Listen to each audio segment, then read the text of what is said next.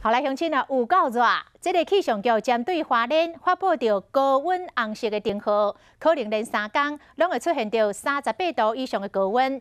咱这粒地球真正是愈来愈发烧了。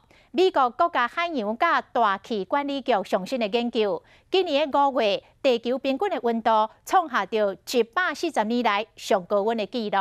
新光大学的学者嘛，透过仪器找出到大都市的热点，希望透过通风、热量甲降温来改善高温的状况。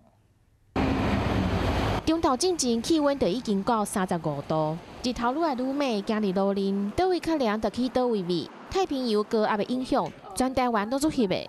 尤其在花莲哦，是红色的灯号预警，那表示它有机会连续3天出现38度以上的高温。花莲高温的灯号红记记，北部、东部、南部嘛有高温的警示，地球的温度一直升悬。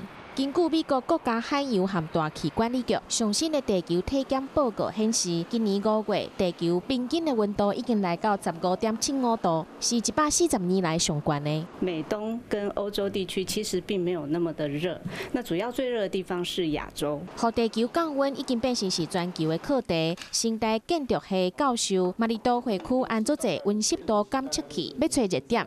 台南或高雄来讲，白天的时候高温是在内陆啊，但是在夜晚的时候，因为海水会有一些温度，所以高温可能又会移到比较沿岸的这个部分。改善通风，让路互风吹，增加热量的所在，互人行。透过增加绿地，减用空调来降温，让地球袂阁继续发烧。